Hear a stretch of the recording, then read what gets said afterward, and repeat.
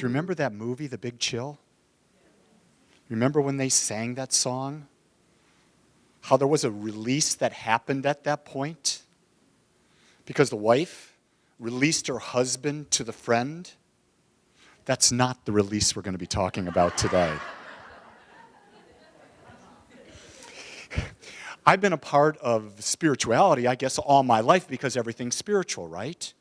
And what is the most common thing that you experience on New Year's in a spiritual place?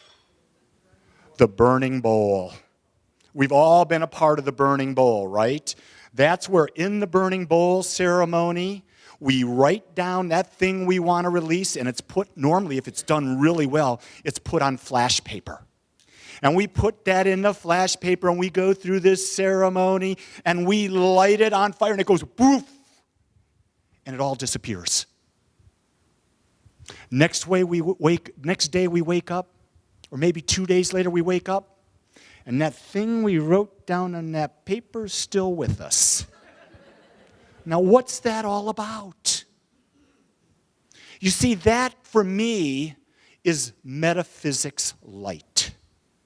That is metaphysics of wishing and hoping. That is not metaphysics of using a power that exists within us. So today I want to take this idea that we're talking about and I want to go deeper with it because I think we're cheating ourselves to believe that I think rituals have a wonderful place. But rituals, experiencing them once, will not change the experience of our lives. Does that make sense? So I am not against rituals. I think they have a place. But to think that a ritual will do everything for you, I think it's a grave mistake to believe that. Because in doing so, we're allowing something outside of ourselves to do for us instead of that which was in us that's desiring to come forth. So when we look at it from the spiritual standpoint says, what must we do to release? We must release the idea that we are human and that we are separate from the divine. So it's about embracing a truth. We are not humans looking to have a spiritual experience. We are spirit, individualized, having a human experience. And see, it's Walter Starkey in his great book, This Double Thread, talks about that. We walk in life balancing between the human and the divine. And that's the double thread. That's the interwovenness of life that we're constantly seeking. So the first aspect that we have to realize and recognize is the fact that there is a beingness within us that is not just with us, but is everywhere present, that we are one with, and in that's where our power comes from. That's the key. I've heard it said many times, we teach a form of prayer here that we call spiritual mind treatment. And we have a formula. We have a template. And we give you an idea of how to do a spiritual mind treatment. And many people do spiritual mind treatments, and they do it to that template. They do it to that template. They do it to that template. And they've got the words, and they've got the words, and they've got the words, and nothing changes. Why doesn't anything change? Because the most important part before the words is connecting to the God within. It's always that divine aspect that when we tap into it, it gives the electricity to the light bulb to shine. Without, you see, the words and the actions, all they are is the light bulb. But without the divine connection, there can be no juice to let the light shine. And so the first step is always find that way to connect. And everyone has different ways. Sometimes it's through music. Sometimes it's through deep meditation. Sometimes it's through art. Sometimes it's through taking a walk in nature. There are so many ways. There are infinite ways to get connected to that divineness, to that oneness. And every religion, every known religion out there has ways that work. There is no one right religion in the world, so let's understand that. We honor all paths, and we believe that all paths are the right paths. So we don't have to release our former beliefs.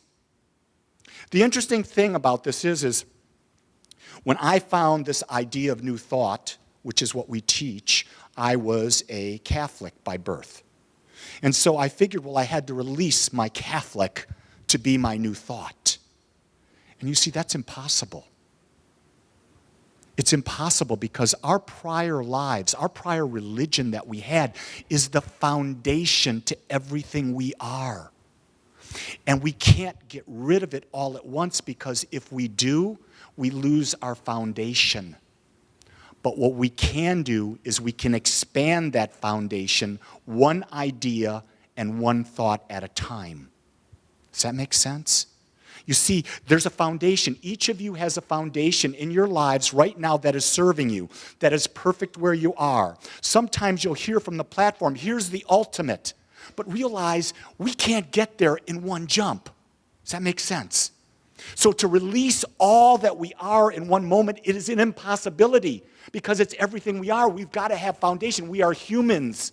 And you see in this human form, there's a foundation that we're grounded in. And if we stay balanced in that and we accept one idea at a time and we nurture it and we bring it in, that starts to change the energy. It changes the complexion. It changes the tone, the vibration of what we are, and we start to have a new and different experience.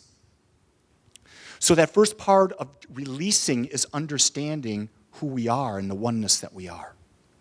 The second part is the human aspect.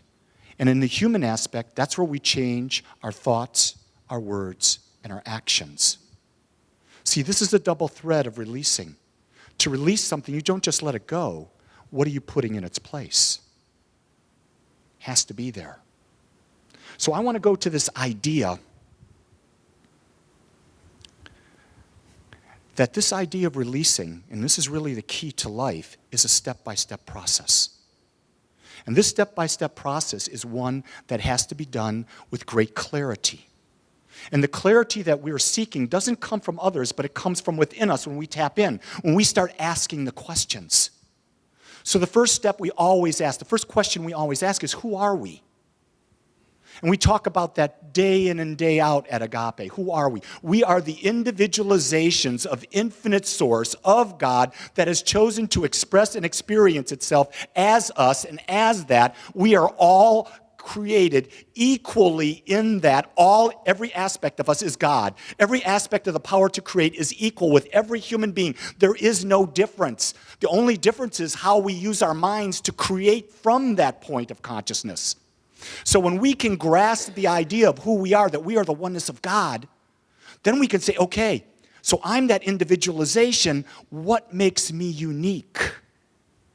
Ooh, that's a good question, isn't it? And what I've come to understand, what I embrace for myself is, what is it within me that I value differently than everyone else on the planet? Because each person here values something differently than the other. No two people have the same values. That's why you cannot push your beliefs on anyone else, because they value different things. They come from different perspectives. So the key thing is then, once we know who we are, then we have to determine, what do we value? Oh. Now that we understand what we value, then we ask, what is it we want? What is it that we want different in our lives? And once we ask that question, in order to want something different, then in order to have something different, remember, in order to bring something new in, we have to let something go, right? If I want to make a hand gesture with my left hand right now, I have to release the microphone to free my left hand. Now, if I want to do the opposite, you notice? Now you're going to get hypnotized in a second. I amuse myself so much. It's so great, and you're my captive audience. But it's the idea, we have to determine what it is we want to release. But here's the key. Why do we want to release it? Why would we want to quit smoking? I'll use that as an example. Why would we want to quit smoking? I was a smoker. I admit it. I smoked for 13 years. I was a very good smoker. I was a very dedicated smoker. I smoked 2 packs a day. I know, Christine, isn't that disgusting? It is. But I tried to quit hundreds of times. It wasn't until I got my why that I was willing to go on with the process. And my why was, it was more important to be a father role modeling what I wanted for my kids than it was for me to smoke. So when I saw my son in my arms watching me with a cigarette, I said, this doesn't fit. So my why became so powerful, now I release the cigarettes. You see, this why is there. Now, once we have the why, what do we do then? We have to visualize in our minds, what does it look like? We've got to create a mold that the universe can satisfy, that the universe can fill. What would it look like to be a non-smoker? How would a non-smoker drink coffee? You know, there's this thing. If you drink coffee, what comes out? If you have a drink, what comes out? If you have relationships with your wife, what comes out? Well, not necessarily this, but...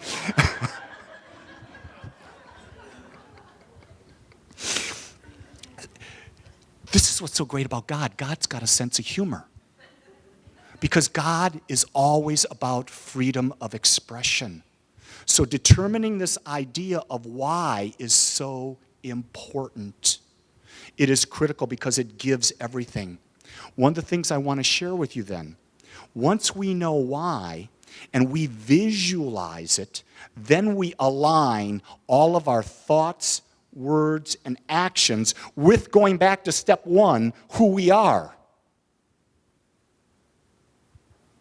And you see, when we've aligned all of our thoughts, words, and actions with the oneness, we never come back to complaining about what we want, what we don't have. You following that? So many times people will come to me and they'll say, I want a healing. Pray for me for a healing. So I'm working with the person on a healing.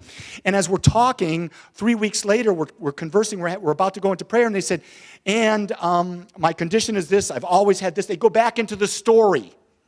Does that make sense? The key is, how do we let go of the story? Because the question we ask when we're telling a story, is that story serving us at this time? Is it for that new desire, or is it keeping me locked in my old?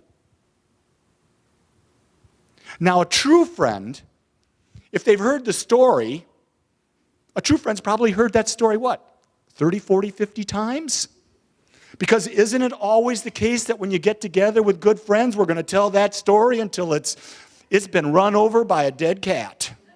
Ooh, wait, it's like a dead cat being run over. But anyway, we keep telling it because it's who we are. It's what we've made. You see, the story becomes who we are. And what are we telling the law when we're doing that? We're telling the creative power of the universe, every time we tell that story, give me more. Give me more. Give me more. Give me more. Every time we talk about how sick we are, we're talking about give me more. I'm not saying deny the fact that you may be experiencing sickness, but focus on health. Focus on homeostasis coming back into the body. Focus that nutrition is coming to you every time you take a breath, every time you take a drink of water. Focus on the orange juice giving it to you. Focus on that the sunshine hitting your head is causing your body to purify and get rid of all that is not there. Focus that the words you're speaking are causing a clarity and a purification, that all of these cells that are causing the disruption within the body are letting go and being let go easily and effortlessly.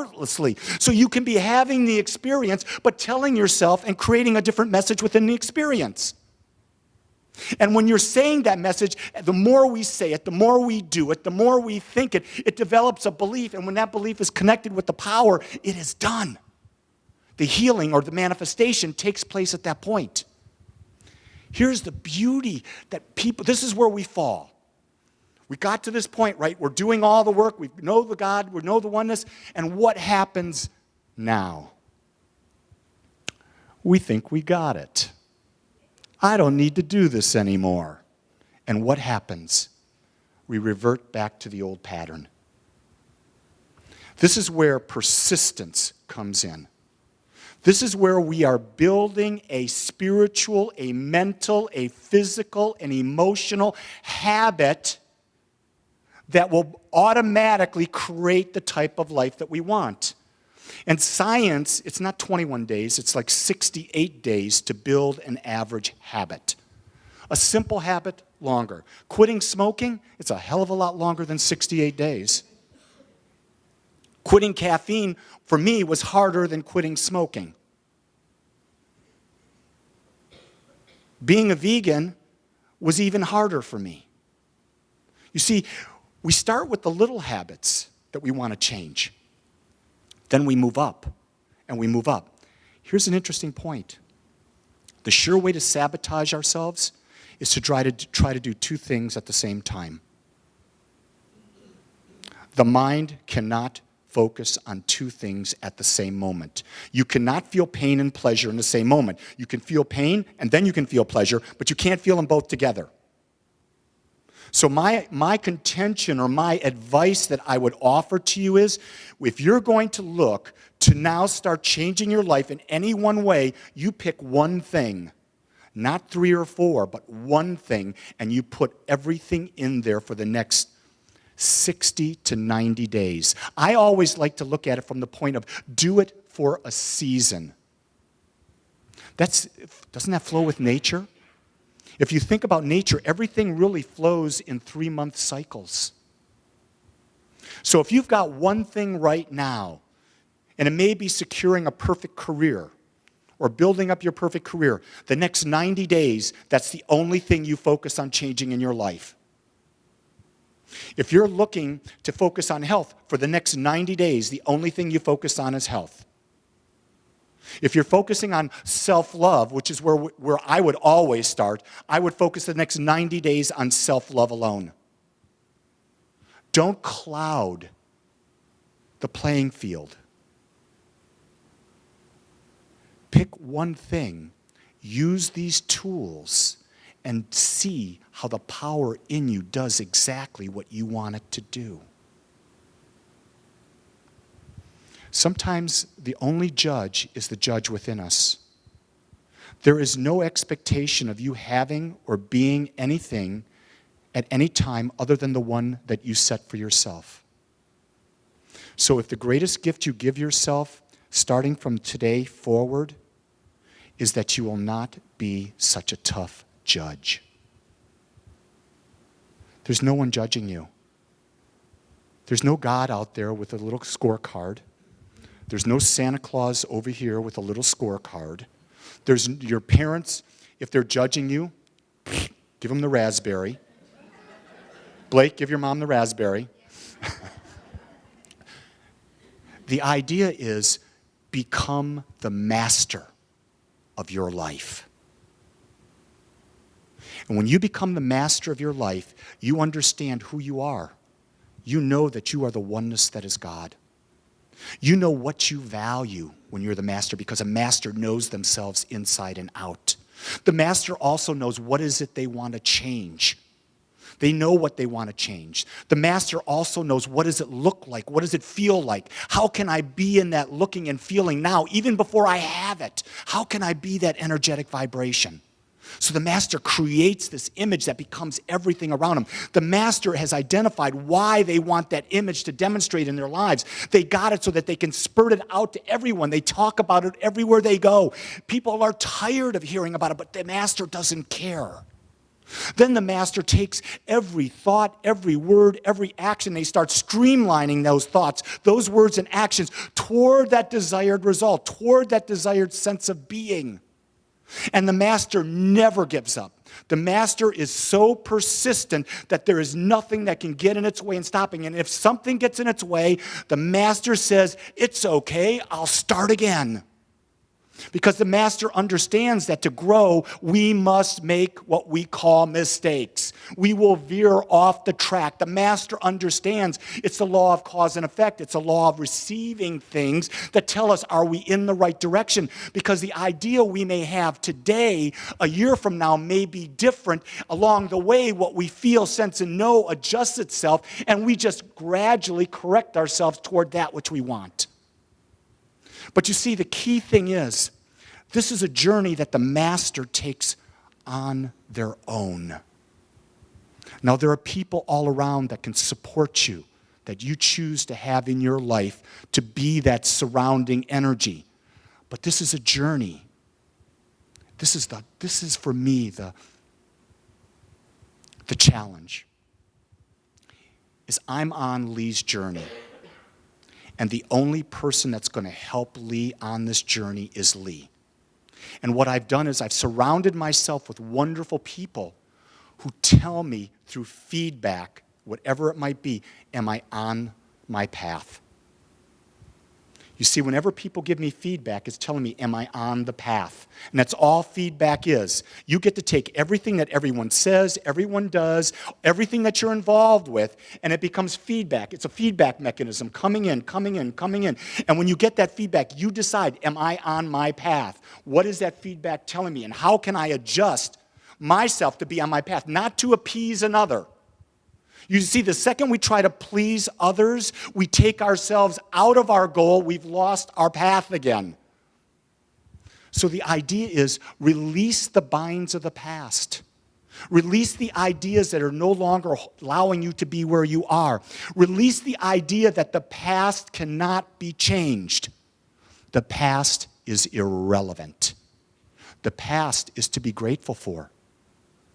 Everything that has happened in our lives is what we should give thanks for every day. Because in giving thanks for it, we're saying it has made us who we are, and it has given us the clarity to be where we are now. Without the things that we've had, we could not be who we are.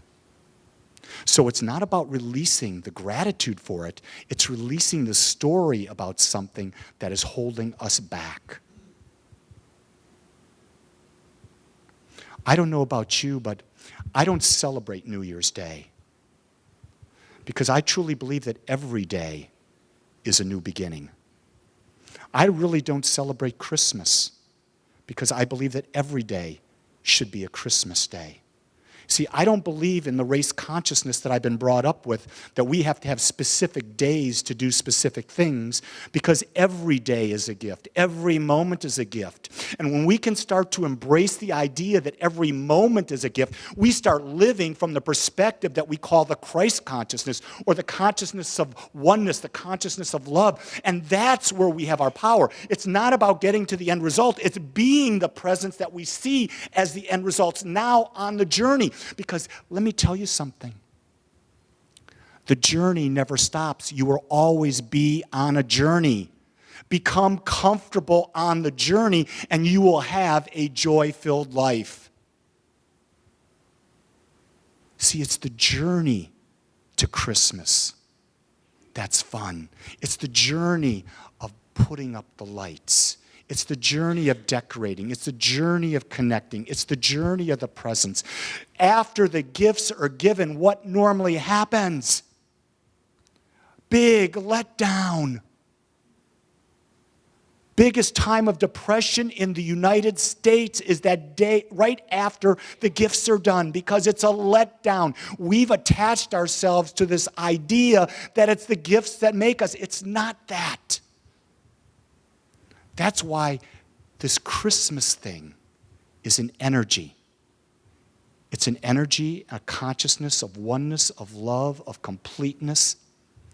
Christmas, the giving of Christmas, is simply saying, I honor you so much that I give to you.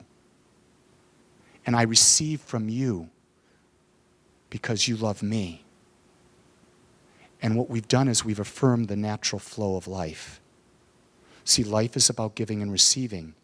And what we release, what I invite you to consider releasing, is what's blocking your flow. Because whatever's blocking your flow is stopping you from expanding. So when you leave here today, your assignment is to find out what is that one thing that you desire to experience that's new. And then dedicate the next 90 days toward achieving that. And if you don't know the tools, we'll be offering classes that will teach those tools. That's what we do. We're here to empower and support you as you create your perfect, inspired, and purpose-driven life. Because your life, and without your life, God or this world would not be complete. You are a vital part of life itself. So when you look in the mirror, smile, dance, jiggle. It's all okay, because looking back at you will be the very presence of God. See, the key thing is release the idea that you can't see what God sees, and go through your own eyes and see eyes through the eyes of God, remembering that the eyes of God have always been your eyes. You've just had the wrong sunglasses on.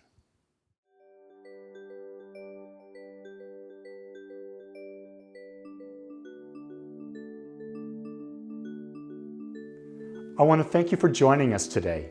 I am so grateful that you took your time to watch or listen to this message. If you found this message beneficial, I would ask you to go to our website. Once there, click on the Contribute button and experience the joy of conscious and purposeful giving. It is through your gifts that we are able to bring this message to the world. I would also ask you to please share this message with anyone you feel might benefit. Again, I want to thank you for joining me and the Agape community as together we bring joy to life.